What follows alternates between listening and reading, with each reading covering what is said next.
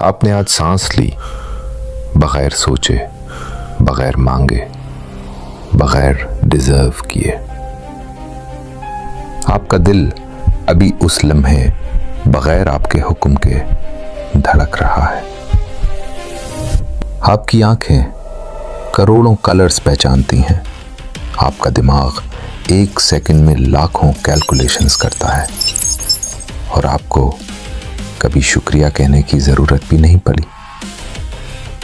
اللہ نے قرآن میں ایک سوال پوچھا اور وہی سوال 31 بار دہرایا۔ 31 بار۔ آج تک کسی نے آپ کو نہیں بتایا کہ 31 کا یہ عدد اتفاق نہیں ہے۔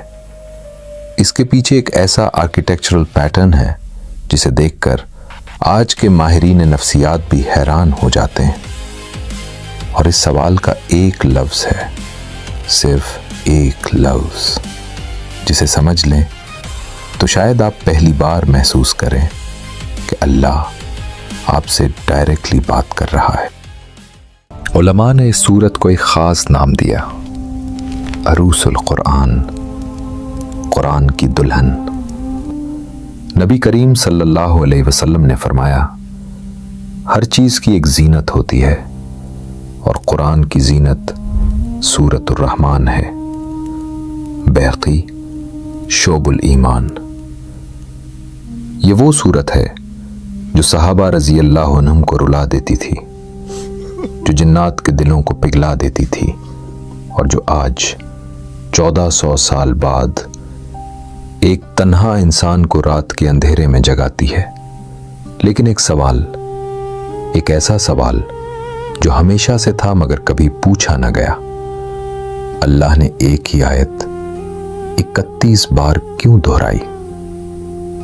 کیا یہ صرف پوئیٹک سٹائل تھا؟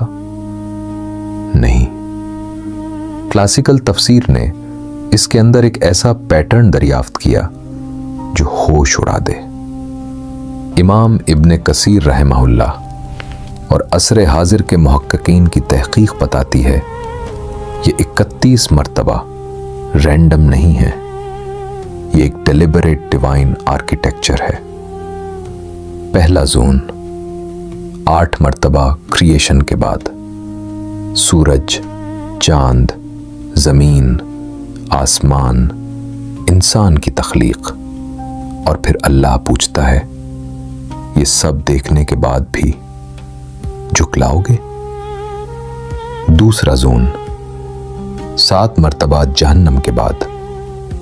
سوچیں، جہنم کا ذکر کرنے کے بعد بھی اللہ پوچھتا ہے، میری کون سی نعمت کو جھکلاؤ گے؟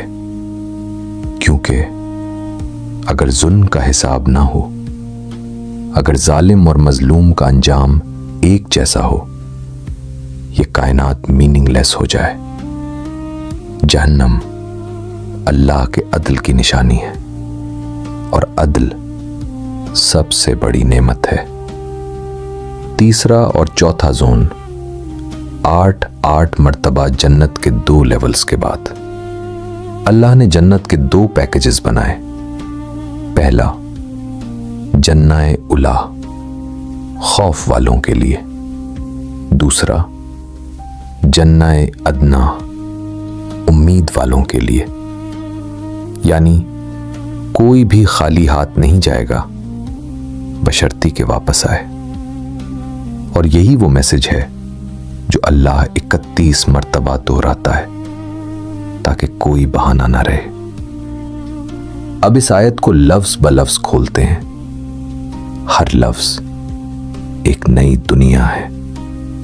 پہلا لفظ فا، صرف ایک حرف، لیکن عربی میں فا کا مطلب ہے تو پھر اس کے بعد، یہ سب دیکھنے کے بعد بھی، یعنی اللہ پہلے ایک سائن دکھاتا ہے، پھر یہ فا آتا ہے، جیسے کوئی کہہ رہا ہو، دیکھ لیا، اب بتاؤ۔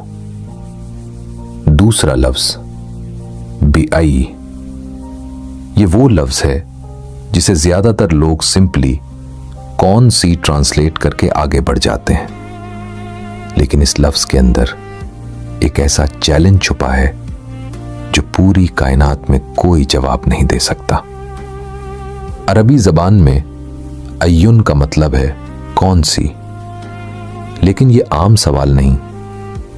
کلاسیکل عربک بلاغہ یعنی علم بلاغت میں اسے کہتے ہیں استفہام تعجیز، یعنی وہ سوال جس کا جواب دینا ممکن ہی نہ ہو۔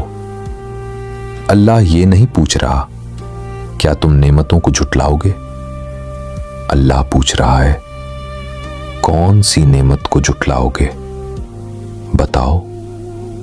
یعنی ایک اسپیسیفک نعمت کا نام لو جسے تم ڈینائی کر سکو، اور یہ ممکن نہیں ہے کیونکہ اللہ کی ہر نعمت دوسری سے جڑی ہے۔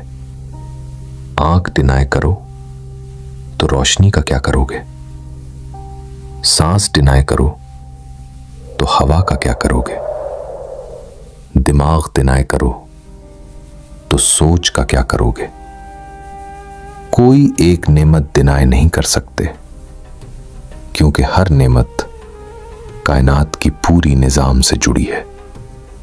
اسی لیے امام رازی رحمہ اللہ نے لکھا، یہ وہ سوال ہے جو انسان کو سپیچ لیس کر دیتا ہے، کیونکہ اس کا صحیح جواب صرف ایک ہے، یا اللہ تیری کوئی نعمت نہیں جھٹلائی جا سکتی۔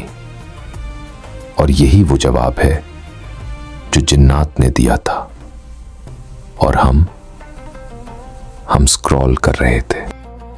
تیسرا لفظ اعلیٰ، زیادہ تر ترجمے میں صرف نعمتیں لکھا ہوتا ہے، لیکن کلاسیکل عربک ڈکشنریز کچھ اور بتاتی ہیں۔ اعلیٰ کے معنی نعمتیں، قدرت، معجزات، نشانیاں، رحمت، وارننگ اور اللہ کا عدل۔ یعنی یہ آیت صرف رزق یا بارش کی بات نہیں کر رہی، یہ پوری ایگزسٹنس کی بات کر رہی ہے۔ آپ کی سانس اعلیٰ، آپ کی آنکھ اعلیٰ، آپ کا دل اعلیٰ، وہ مشکل جو آئی اور گزر گئی اعلیٰ، وہ گناہ جس پر اللہ نے پردہ ڈالا اعلیٰ، یہ لمحہ جب آپ یہ سن رہے ہیں اعلیٰ، حتیٰ کہ جہنم بھی اعلیٰ ہے، کیونکہ وہ اللہ کے